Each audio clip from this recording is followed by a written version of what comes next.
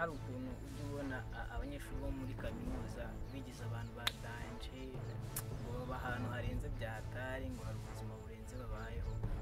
Uyu munsi ari video nshaka kukwereka y'abanyeshuri bo muri kaminuza baturiye witegereze neza, noneho nimara kuyirangiza uraza kumbwira ni ibiki wabonye bajya badusikamingaho ahantu baba, uburyo bitwara n'iki n'iki. So nyuma y'iyi video uraza kumbwira ni ibiki wabonye n'ubundi bisanzwe ku banyeshuri muri kaminuza. Abanyeshuri bo muri kaminuza ariko bajya batubeshya bakatwemeraho nyine ntabwo batwitse bigize abantu batari.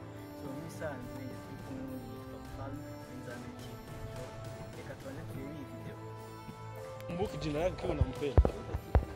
Utamuuliza amenipa namba ya simu yake. Nimekupa namba. Okay. Tuko pamoja na star maarufu. Tutachikumbuka. Kumbuka performance ya huyu alikuwa na sauti nyororo kama ya mbele yangu nilikuwa nampiga picha lakini nitumia simu ya mwingine simujui ngo ni nani.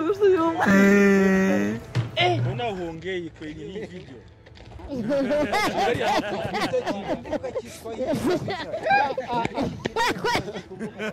Chirimi. Abatanguza amatelefoni apata video nziza ati muri kaburimbo. No mu muhanda. No muhanda na kugitaka. Continue. Turi gutembera. Angalia hii maka. Ni ya nini? Oh God. Gitaka telefoni zacu zibindira kaburimbo. Bantu wereke marike. We biki. Telefone nzima. Bantu wereke marike. Angalia hapo kidogo. Teknolojia.